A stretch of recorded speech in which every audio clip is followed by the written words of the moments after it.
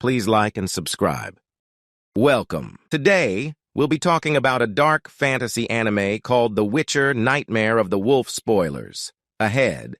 The story begins with a noble family traveling together through the woods. However, all of them get stuck. Their father tries to protect him, but unfortunately he's killed by a monster lurking in the wood. The monster starts attacking other family members. The monster is called the Lesson. The kids run away, but suddenly bumps into Vesemir, a witcher. Vesemir doesn't seem to be afraid of the monster. He starts walking towards it, which leads to a stare down between them. They prepare for a fight, and the monster strikes first. They exchange blows, and Vesemir masterfully uses his sword. After some time of fighting, he jumps on a tree and consumes a potion. Then both jump towards each other for one final blow. But Vediment manages to kill him, however, before dying. Elysian says something to Vesumi, which leads Vesemir to believe that it was sent by someone or controlled by someone. We see a woman named Tethra, who's convinced the king that all the recent monster attacks are just part of a conspiracy led by the witches. They're launching these monsters upon people just so they can have a source of income, since not many monsters exist anymore. However, Lady Zerbst, who's sympathetic to the witches and their cause, opposes her. She says that there's no proof of what she's saying and mocks her. Hence, the king also decides in favor of the witchers and decides to let them do their work until Tethra brings solid proof of this conspiracy. On the other hand,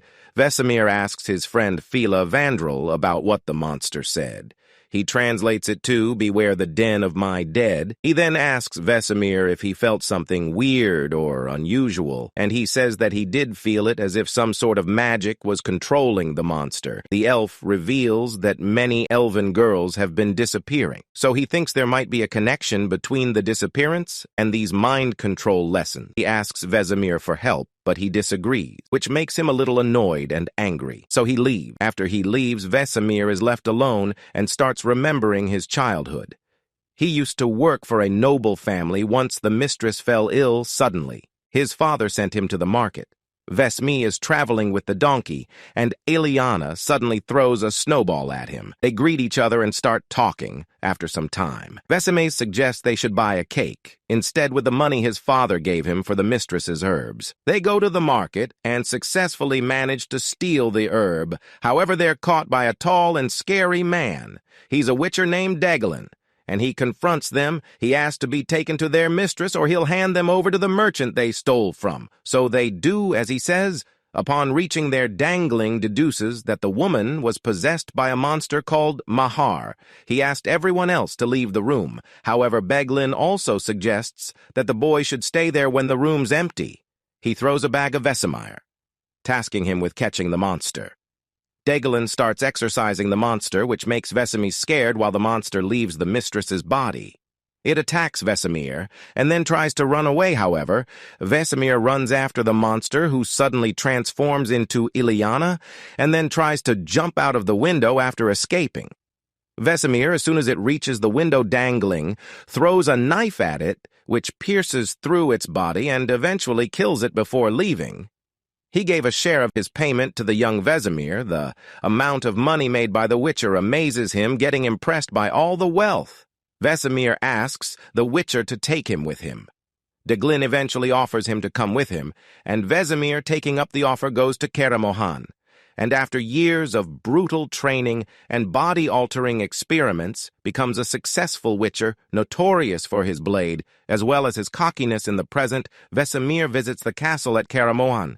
He meets one of his friends named Luca afterwards. Vesemir reads the letter, which says that witches are only meant for violence and they're all dishonest. Vesemir meets Deglan, who's now old and has seemingly lost one of his eyes. He asks Vesemir about the lesson he thought, and Vesemir tells him some details. Then Vesemir reluctantly oversees the training of a young Geralt, Cohen Lambert, and Ezekiel. The kids are quite angry because their training is very tough. One of kids complaining. Vesemir starts attacking them and tells them that there are no breaks in the real world. If you want a chance to survive this world, they should train properly, and if not, then this isn't the right place for them. Back in the past, we see Luca as a kid. He says the same words, which Vesemir said, indicating that it's a common speech that the trainers use. After that, they go to sleep when they wake up. They find themselves in a swamp. As more of them wake up, They realize they're being chased by monsters. Some of the kids are killed by these monsters. Start chasing Vasumi. He decides to run away, however he falls off a cliff and wakes up on a bed. After waking up, he meets Ray Drake, a mage who creates witches. Soon Diglan walks in and informs Vesemir that there's a letter for him. It was sent by his friend Ilyana. The letter informs Vesemir that the village was overtaken by another family and his father was killed during the whole process. Then we see a montage of how these young boys are trained to be a witcher. They must face harsh training. Not everyone survives this training. But Vesemir manages to succeed and becomes one of the most talented witchers back in the present Vesemi. And Luca are having a drink in the bar. Suddenly a knight walks up to them and starts criticizing them. He says that witches are quite useless. Now all they do is scare and overcharge the people. The nice behavior prompt Luca to get up and make fun of him. All of them fight, and the results don't favor these knights as Luca and Vesemir manage to kill them. Vesemir and Luca are imprisoned due to this. On the other hand, Tethrai implores the king to execute the imprisoned witches. But Lady Zerbs persuades the king to instead send Vesemir along with Thethra to the forest to ride the place of the spell. After some time, Vesemir is taken from his cell and thrown into another room. He meets Lady Zerbst, who's an older Ilyana. She tells him that she got married to Lord Zerbst, whose family took over their city. However, he's passed away since then. She tries to talk him into a mission. She wants him to go to the forest and take care of the monsters who are disturbing the people. She adds that Vesemir will be joined by another ally. This ally is none other than Detroit. As they walk in the forest, they realize they're surrounded by an illusion that's hiding the reality of the forest. Detroit uses her magic to dismiss the illusion and finds herself on the edge of a cliff entering into the forest. Vesemir and Tethra meet a female hybrid humanoid named Kitsu, who sends a basilisk after the two. Vesemir successfully slays the monster Kitsu Grievous on the body of this Lonia basilisk. Suddenly, snow starts sliding downwards, and Kitsu finds the perfect opportunity to run away. As they're distracted, she transforms into a fox and then runs away. Vasumi tries to catch her by throwing a knife at her, but it's too late to catch Kitsu, who flees further into the forest. However, when Kitsu escapes, it's revealed to them that even the whole snow slide was an illusion. Afterward, the pair come across an old and abandoned elven school, where they find the bodies of numerous female elves. They also spot Philo Vandrel tied up inside. They free him, and he explained that the monster is a mutated elven girl. She's also behind the kidnappings of missing elf girl. She tried to mutate them as well. Moreover, after investigating, they also figure out that these girls are mutated in the same way witches are. Only the witches at Kaer Morhead know how to use this technique. The elf girl gets angry and puts all the blame on Vesemir amidst their argument. A mutated elven girl shows up who's still alive. Dethra aims her bow at her and shoots an arrow upon seeing her. However, the earth stops the arrow and decides to take the girl into its care. After leaving the hideout, Detroit uses her spell to destroy the place, while Vesemir rides towards Germohan to confront his mentor and master witcher, Deglan. He also stops by Ilyana's castle to tell her everything. On the other hand, Tethra finds Kitsu and confronts her. She puts all the blame on the witches and Luras. Her to her side, it's also revealed that Tetra has managed to convince the king that witches are breeding monsters for their personal gain, which leads to the beheading of Luca. Vesemir reaches Karamohan and destroys the door of their laboratory. Here he finds numerous vats of the same chemical that they found in the monster's hideout upon inspecting. Further, a monster jumps at him and he kills it. He realizes that the myths were true and witches were, in fact, breeding monsters for their personal gain. Suddenly, Deglan walks in and admits to creating the monsters, as according to him, the witch's work was slowly diminishing due to a lack of monsters. Bessemer gets angry and tries to refute his idea.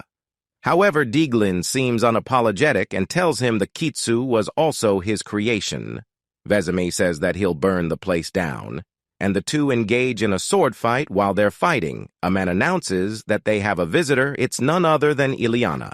She came to warn them about Tetra. The witches gather on the roof and see that there's a huge mob ready to attack them.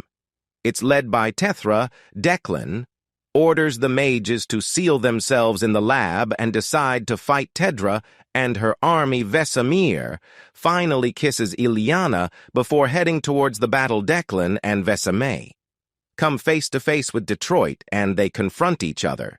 Detroit reveals her true powers now. She's shown to be working alongside Kitsu to control the humans and a large horde of monsters as the monsters and townsfolk attack.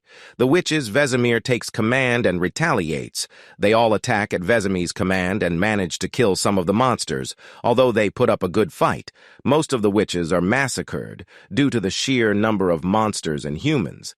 Declan, seeing the folly of his actions, tries to hold off the horde, while Vesemir enters the building to kill Tetra. Tetra has taken Rhetoric and the other mages as hostages. Ileana tries to confront her, and while they're talking, Vesemir jumps in through the roof and confronts Tetra.